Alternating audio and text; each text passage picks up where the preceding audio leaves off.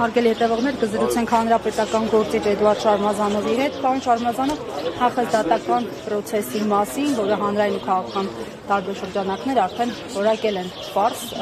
կեղծ շինծու, ինչ սպասել այսօր դատարանից պատժի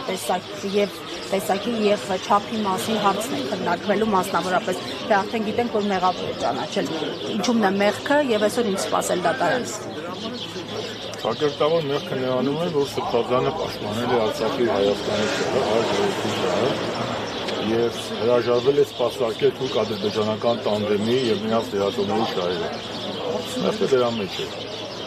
որ մարդը չի լռում, մարդը հայրենասիրության կոչ է անում,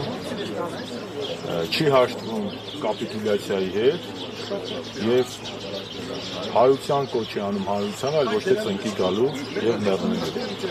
Ինչ վերաբերում է այս գործին, եւ այս գործը եւ վնասած գործը, դրանք դասական հետապնդման, քաղաքական հետապնդման օրինակ են, բայց այս գործը նաեւ տարբերվում է նրանով, որ սա ուղիղ գործ է, ուղիղ հալածանք է Հայաստանի ծառայական սուրբ եկեղեցու դեմ։ Եվ մենք շատ լավ գիտենք, որ այսօրվա կառավարիչները որևէ տարիներ շարունակ նախաձեռնել, իսկ հիմա շատ ակտիվ փորձում են պարակտել եկեղեցին, փորձում են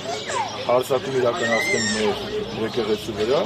եւ սրբազանների եւ կոնկրետ Միքայել Սրբազանի դեմ այս գործը նաեւ ես մտածում եմ այդ կոնտեքստում։ Սա ոչ թե անհատապես Միքայել Սրբազանի դեմ կարելի է դիտարկել, այլ նաեւ եկեղեցու հիմքերի քանդում է, եկեղեցու հիմքերի քանդումը դա երրորդ հանրապետության հիմքերից մեկն է, հիմքերի քանդումն է, դա մեր ազգային ինքնության քանդումն է եւ դա ադրբեջանական նարատիվների ամրագրում է Էրմենիստանում։ Ինչ անել, որ այդ տրոյական ձիու մեխանիզմով իշխանությունները վերջնականապես, այսպես ասած, չքանդեն այս մատնանշած ձևով եկեղեցին։ Նոր հեծանեց պետք չի ստանում, օրինակ, կամ մի քանի տարբերակ։ Մեկը փողոցային պայքարն է, մեկը ընտրություններն են, մյուսը փողոցային պայքարի զուգակցությամբ վարչապետին անվստահություն հայտնելու գործընթացն է։ Դուք տեսաք, որ Պարլամենտում տեղի ունեցան խորհրդարանական լսումներ եւ 6 ստուգություն դարձավ 34, ճիշտ է շատ լուրջ 4 ամիսից, բայց ընդդիմադիր բոլոր բաժանավորները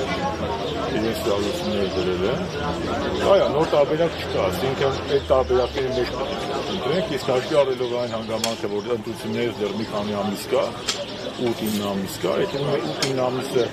Նիկոլ Փաշինյանի ռեժիմին կոմֆորտի զոնայում թույլ տալ իրականացնել Ադրբեջանից հրահանգված քայլերը, եւ չգիտեմ ընտրությունների ժամանակ ինչ կմնա Հայաստանում։ Սա է, դրա համար պետք է այն ինչ որ ասում են 7 տարի։ Պետք է յուրաքանչյուր քաղաքացի ինքը իրեն հարց տա, ինքը ուզում է ապրել ազատ, անկախ, ազգային ու ժողովրդավարական Հայաստանի գոնե մնացած այս մասում, թե ուզում է սպասարկել թուրքական վիլայեթացման, նույնիսկ եկան թուրքական վիլայեթացուցիչ կան Հայաստանի ադրբեջանացի։ Սա Սրբազանը մեղքը նրա մեջ է, որ ինքը հրաժարվել է ծնկի գալ Հայաստանի ադրբեջանացման ծրագրի առջև, ինչպես մենք բոլորս։ Դրա համար պետք է ազգային վերածնունդ։ Իսկ ազգային վերածնունդը նախ ստեղ պետք է լինի, հետո ստեղ, հետո նոր արդեն մարդիկ, բայց ամեն մեկը, Արմեն Աշոտյան շատ ճիշտ է ասում, յուրաքանչյուրը ինքը, սա ոչ թե ընդդիմության խնդիր է, հասարակության, յուրաքանչյուրի խնդիրն է։ Յուրաքանչյուր մարդ Հայաստանի քաղաքացի ինքը պետք է որոշի, ինքը բանի գծի որ կողմում է, Ռուբիկոնի որ կողմում է, Հայաստանի ազգային պետության,